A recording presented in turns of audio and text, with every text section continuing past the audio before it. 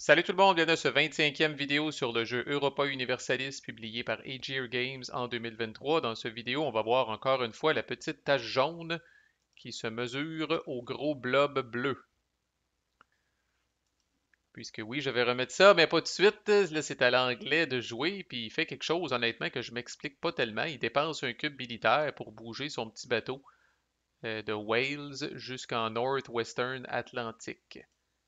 Je comprends pas pourquoi il paye pour faire ça. Surtout que quand on fait une action de trade, vous avez le droit de bouger un bateau suite à une action de trade là, pour vous faire une belle connexion vers votre capitale. Fait qu'il aurait pu à ce moment-là prendre son petit bateau puis l'amener là. Mais ça peut être une mission, ça peut être une carte, j'ai pas la prétention de toutes les connaître, mais bref, c'est ça qu'il fait. L'Autrichien, lui, va jouer visiblement à personne a l'air de vouloir le faire chier dans le fond, là, étant donné sa situation un peu précaire déjà. Sinon, ça ferait longtemps qu'on aurait sauté, quelqu'un aurait sauté sur cet événement-là. Mais là, l'Autrichien va le prendre avec les 2 pièces qui sont associées. Puis il fait le move logique, c'est-à-dire qu'il fait l'option B qui coalisse essentiellement à peu près rien. Ça dit d'ajouter de l'unrest à toutes les villes puis les vassaux sur les Hungarian Core Provinces, mais il n'y en a pas. Personne s'est frotté. En fait, c'est l'Autrichien habituellement qui des fois va se frotter à la Hongrie. Là, il ne l'a pas fait. Fait que les seuls, la Hongrie a encore la pleine possession de ces villes. Fait qu'on met pas d'unrest sur des NPR. Ça dit de placer un total de 4 rebelles dans les areas qui ont été affectés. Mais étant donné qu'il n'y a aucun area qui a été affecté, il n'y a aucun rebelle qui est placé. Fait que longue histoire pour dire que l'Autrichien gagne un cube militaire. That's it. Un événement normalement qui est problématique pour lui ne l'est pas du tout à cause qu'il s'est tenu tranquille avec la Hongrie. Peut-être une de ses rares bonnes décisions dans la game, on va le dire de même, sans être chien. Puis là, ben, c'est intéressant, c'est un peu la raison de mon premier move, c'est que là, tout le monde roule pour les rebelles et il n'y a que le français qui gagne ça à des rebelles qui sont subventionnés par le joueur de Castille. Fait que je pense qu'on a ça dans un log. Ouais. Fait que voici la situation. Le petit bateau qui est arrivé ici, cette carte-là qui est en train d'être jouée. Fait que le français va rouler pour ces 2 rebelles. J'espère qu'ils vont être efficaces au prix que je les ai payés. Puis honnêtement, oui, ils sont pas pires. Le français perd un cube et doit exhauster du manpower. Fait qu'il perd son dernier cube qui y reste. Il a passé de toute façon, mais il n'y aura pas ce cube-là au prochain tour. J'avoue par exemple qu'exhauster du manpower à la quantité qu'il y a, c'est un peu ridicule, là. Mais bon, c'est mieux que de guérir l'unrest. L'unrest, puis c'est mieux qu'un blank. Fait que l'unrest n'a pas été guéri, ça va rester là encore pour la fin du tour. Donc, on a notre dernier événement qui est révélé. Il s'agit des guerres italiennes Part 1. C'est un événement pro-autrichien. En fait, c'est peut-être l'événement dans la game qui décide s'il va y avoir là, de la bisbille entre l'Autriche et la France, là. Fait qu'on voit là, Italy is our domain, l'option A. L'Autriche gagne 3 cubes militaires et gagne un claim dans toutes les areas qui sont listées qui contiennent des villes françaises. Mais le français, c'est pas tellement. Il est tôt, là, de toute façon. Là, c'est tough, là, même pour le français, là, de s'expansionner en Italie. Fait que comme c'est là, je pense que j'avais checké, puis l'Autrichien gagnerait à peu près aucun claim, là. Parce qu'en Lombardie, non, il n'y a pas de ville. L'Italie du centre, non plus. Tu sais, le français a grenouillé, a mis des claims, s'est marié, puis a gossé, là. Puis il y a des alliances, mais il n'y a pas de ville comme telle. La France reçoit un claim en Lombardie, puis une alliance avec Florence. Puis sinon, ben, vous avez toujours l'option chicken de réduire la tension où l'Autriche perd un de prestige, mais gagne 2 cubes dans un des areas qui est listé. Puis le joueur qui joue l'événement gagne un diplôme. Nouvel empereur aussi qui arrive à la tête de l'Autriche, Maximilien Ier, qui est pas pire. Alright, fait que ça c'est révélé parce qu'on vient de prendre une carte. Là, nous avons ces petits symboles-là que nous avons pour la première fois. Il s'agit de ce que le jeu appelle l'expansion naturelle des dynamiques NPR. Fait qu'on a un paquet de styles d'NPR qui bougent pas, puis qui sont là, puis qui sont statiques, puis qui sont à peu près juste des faire valoir, puis qui sont là pour se faire colisser des fessées par les joueurs. Mais nous en avons deux dans notre game, le Portugal et le Danemark. Nous en avons deux dans notre game qui sont ce que le jeu appelle des dynamiques NPR. Fait une des différences, entre autres, c'est que sur certains événements, vous allez avoir leur crest qui va être présent. Puis ça veut dire qu'ils font de l'expansion. C'est la façon qu'a le jeu de simuler que ces NPR-là sont pas juste, sont pas idle, là, sont pas inactifs. Là, ils font des affaires eux autres aussi. Ils font de la diplomatie, puis ils font des campagnes militaires, puis tout ça. Fait que la personne qui a joué cet événement-là, dans ce cas-là, l'Autriche, choisit une ville qui est adjacente déjà à chacun de ces DNPR-là, puis il va venir rajouter un petit crest dessus.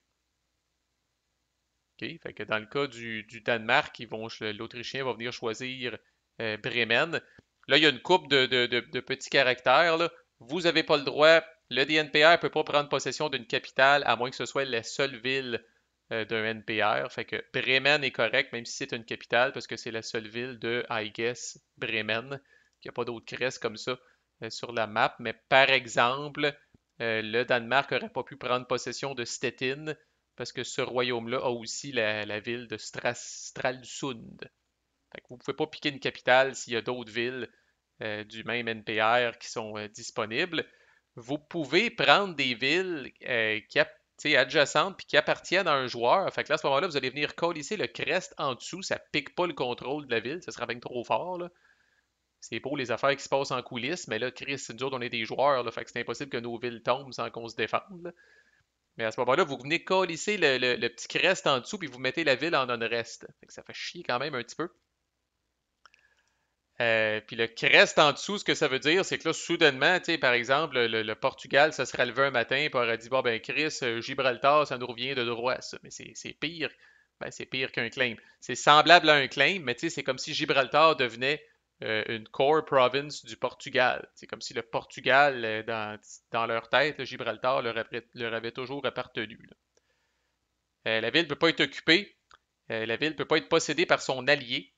Fait que, on a un bel exemple avec le Portugal qui est l'allié de l'anglais. Fait que le Portugal ne s'expansionnera pas sur des villes anglaises. La ville ne peut pas être une ville core non plus. Fait que Gibraltar est vraiment un bon exemple. Ce n'est pas une ville qui était espagnole ou qui appartenait à Castille pour commencer. Fait que déjà, c'est un peu brumeux ce qui s'est passé dans cette ville-là. Là, ça appartient à un certain royaume. Moi, j'ai ici mon affaire par-dessus.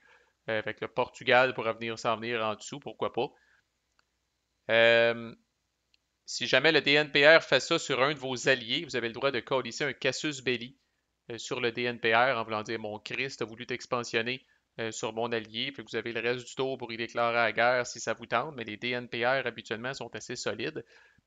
Puis là, il se passe de quoi d'assez intéressant. Initialement, sans trop réfléchir, le Polonais vient coaliser justement, vient expansionner le Portugal à Gibraltar.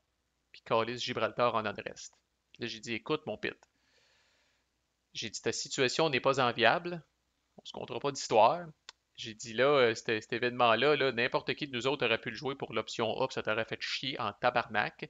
J'ai dit là, j'essaye de ralentir le français pour le bien commun. S'il te plaît, envoie le Portugal ailleurs. Puis ça, je fais ça publiquement, parce qu'on peut pas négocier en secret à moins de payer. Puis il est pas trop dur à convaincre. Tu sais, comme je dis, je pense qu'il a fait ça, ça lui a pris 30 secondes, c'était un vendredi après-midi avant de fermer son ordi, là. Fait que, il a pris le petit crest du Portugal, puis il est venu le mettre ici. Puis ça, c'est bon pour moi parce que là, ce qui est intéressant, c'est que là, cette ville-là n'appartient plus aux Marocains. Le Portugal a fait une partie de la job. Fait que quand je vais débarquer ici, je vais avoir un soldat de moins à facer. Là, vous allez me dire, j'ai une ville de moins que je peux conquérir, c'est vrai. Puis ils vont mettre aussi un bateau de moins parce que c'est un port, ça, cette place-là, en plus. Alright, fait que ça, fait que blablabla, fait que tout ça c'est fait. Fait qu'on se précipite ici.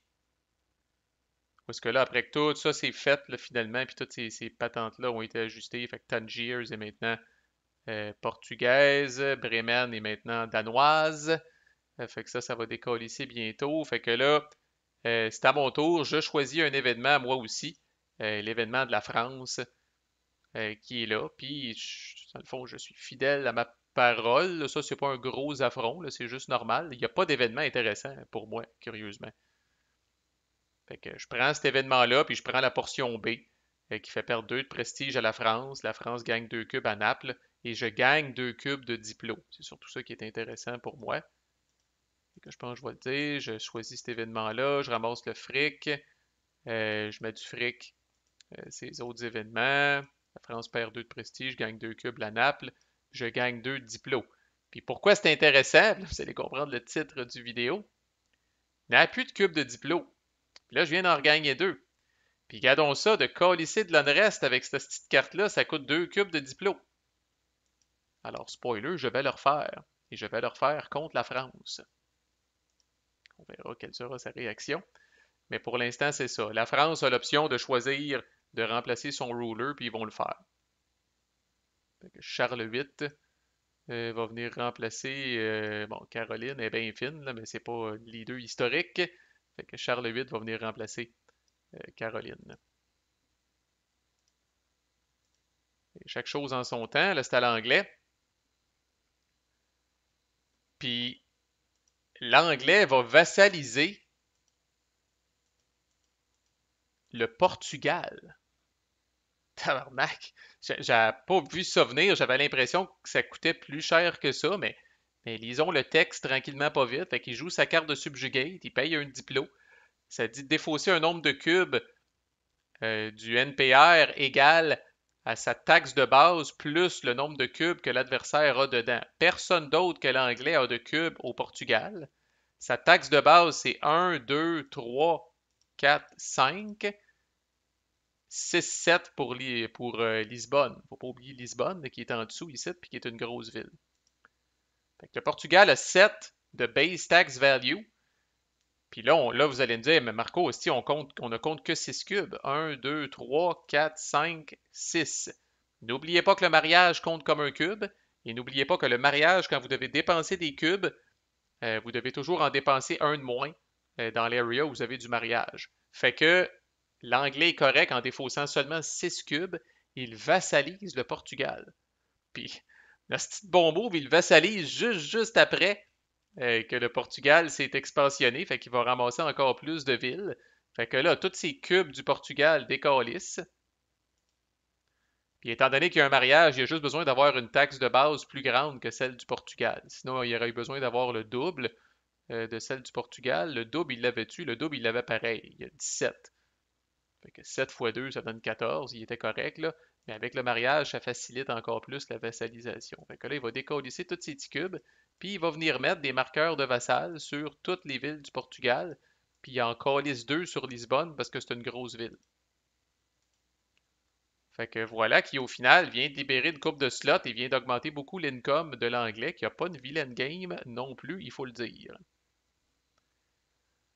Ensuite, l'Autriche va passer, va ramasser 3 piastres, puis va assigner pour 6 piastres d'advisors de l'Autriche qui se raplombe tranquillement pas vite. Ils vont avoir un advisor de plus 3 en diplôme, puis un advisor de plus 2 en admin. Fait que c'est quand même pas pire, puis ils ont gardé des cubes. T'sais, ils devraient là, commencer à remonter la côte, là, puis avoir un tour potable la prochaine fois. Là. Fait que ça revient à moi, fait qu'exécution de mon ignoble plan. Fait que je dépense 2 cubes de diplo, j'utilise une charge de Spy Network, puis tiens, 2 autres grosses villes vont venir colisser de l'unrest à Bourgogne puis à Lyon. 2 autres grosses villes et un autre area où il n'y a pas d'armée française. Fait qu'encore là, si on pogne les résultats de rébellion, il n'y a pas d'armée pour s'occuper de la rébellion, fait que la ville va tomber aux mains des rebelles, ça va être un asti de chiard pour le français. Puis là, honnêtement, euh, là, je compte plus d'histoire sur Discord. Là. Je pense qu'on le français se. Pas prendre le français pour un imbécile nécessairement. Fait que là, je pense que même si j'essayais de me défendre, là, que je me suis accroché dans le piton ou quelque chose de même, là, je pense que c'est évident que mon but dans la vie, ou presque, c'est de le faire chier. Là. Fait que là, je suis comme le petit animal, des fois des documentaires, là, tu vas voir, mettons, l'ours là, qui se fait achaler par, je sais pas trop, là, un petit animal quelconque. Là. Puis là, il se fait achaler, il se fait achaler, puis là, à un moment donné, l'ours se tanne, puis te calisse un hostie de coup de griffe sur l'animal en question qui revole 10 pieds plus loin. Là. Fait que là, c'est un peu comme ça que je me sens par rapport aux Français. Mais bon, pour l'instant, il a passé, fait que je suis à l'abri de sa retaliation, comme on dit. Fait que là, c'est à l'anglais. L'anglais va jouer une petite carte qui s'appelle Harbor Refugees. Là, il accueille des réfugiés. Essentiellement, c'est une carte qui lui permet de recevoir des colonistes. Il reçoit un coloniste plus un autre coloniste pour chacun de ses claims. Maximum 4. Fait essentiellement, la carte va lui donner 3 colonistes. La carte coûte un cube d'admin puis 2 piastres. Fait que blablabla, il ajoute ses 3 colonistes, puis s'il y en a qui sont curieux, tu sais, voici de quoi la carte a l'air. Fait qu'il y a deux choses qu'on peut faire avec cette carte-là. Il a fait la partie du haut, gain a number of colonists, égal à tes claims de colonial plus un, maximum 4. Fait qu'il a fait ça, il a payé pour. Moi, je change mon focus à l'administration. Fait qu'un cube militaire s'en va à l'administration. Ensuite, l'anglais va faire le back-à-back là, avec la quantité de colonistes qu'il y a. Il ne faut pas qu'il s'arrange pour être dans une situation comme moi parce qu'il y a trop de cubes. Là. Fait qu'il commence par, dans le fond, coloniser la Virginie. Ça lui coûte seulement 3 cubes puisqu'il a l'idée, comment elle s'appelle déjà, là, politique de colonisation. Ce qui fait que ça lui coûte un cube d'admin ou un coloniste de moins pour coloniser. Puis je rappelle que ça, c'est une combinaison de cubes d'admin et de colonistes. Fait qu'il a le droit de dépenser uniquement des colonistes, puis c'est ce qu'il fait.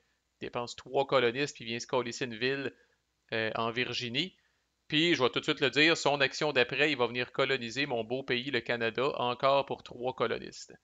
Fait qu'au final, l'anglais, il va y rester un seul coloniste. Il vient de coller une ville en Virginie, puis une ville au Canada. Fait que tout le monde regarde le français, mais je dois dire, tu sais, fait que là, imaginez, l'anglais est à manger de même, là. Fait que l'anglais commence à avoir un income mais qui est intéressant, là, à 23 piastres, là. En comparaison, moi, j'ai 19, si je suis pas payé. Je suis pas trop à plaindre. Mais c'est 4 piastres de différence, quand même. Puis quand arrive mon tour, ben, je fais du recrutement. On dirait que j'ai peur de me faire ramasser. Fait que je dépasse un cube pour faire du recrutement. Je vais recruter 2 autres unités d'infanterie dans mon armée. Ce qui a l'air, cette armée-là, là. Fait qu'on va 2 autres infanteries dans mon armée. Fait que tu sais, j'ai une armée quand même assez diversifiée et puis qui est quand même pas pire. Je vais recruter une petite infanterie tout seul à Castiller parce que à cause des, de la style de religion qui est différente à Castiller, puis de ma stabilité, moi malheureusement, qui est seulement à 1, là. Fait que je pourrais pas me débarrasser de cet unrest-là. Fait que je vais me ramasser un unrest à Castiller. Puis encore là, je veux pas que les rebelles prennent une de mes villes. Fait que je vais venir colisser juste une petite unité là à Castiller. Puis si jamais je pogne le résultat là, de rébellion sur le dé, ben, l'unité colissera son camp, c'est tout. Là. Au moins, je risque pas d'avoir un crise de siège rebelle à faire ici. Puis je recrute 2 autres lightships que je vais venir mettre dans l'Atlantique central ici. Fait que je suis plus que dû pour recruter des gros bateaux, là, mais à défaut d'avoir des gros bateaux, là, je commence à avoir plusieurs petits bateaux pour le trade. Ça va être intéressant, puis ça va me donner du fric pour éventuellement me bâtir une flotte qui a de l'allure. Fait que pour vous montrer là, le statut final au log 214, ça c'est fait. J'ai mes lightships, j'ai mon petit bonhomme à Castiller. On voit là, les 2 villes ici, le Canada puis Virginie. Puis au log 214, finalement, je passe, je fais 2 piastres. Puis je vais venir rafraîchir mes advisors. Ben, j'en avais plus au niveau diplomatique. Fait que j'élimine lui parce que je pense que de toute façon, il va crever, n'est-ce pas? Oui, il y a un petit plus ici. Fait que lui, il est aussi bon qu'il a été, là, le brave Francis, là, il va crever. Fait que je le décalisse. Puis je mets un minable administrateur, advisor administratif ici à sa place. Puis un qui est pas si pire au niveau diplo. Fait que ça me coûte 3 piastres. Puis je gagne 2 piastres du fait d'avoir passé. Puis là, mon tour est fini. Il ne reste que l'Angleterre. Fait que prochaine vidéo, on va blitzer les quelques dernières actions de l'anglais. Puis après ça, on va faire la fin de la ronde et peut-être même la fin de l'âge. Là, c'est vrai, ça c'est la ronde 4. Un âge, c'est 4 rondes. Puis à la fin de l'âge, il y a des affaires qui se passent qu'on ne voit pas nulle part ailleurs. Fait que c'est ce qui nous attend pour la suite. Puis j'ai aucune idée si le français est en train de bouillir, puis est en train de dire attends, mon esti de Castillé, tu vas voir que quand la ronde 5 va recommencer, puis que je vais avoir des cubes, tu vas y goûter en sacrament, là. Mais bon, l'histoire ne le dit pas, il est assez tranquille sur Discord, mais qui vivra verra. À plus.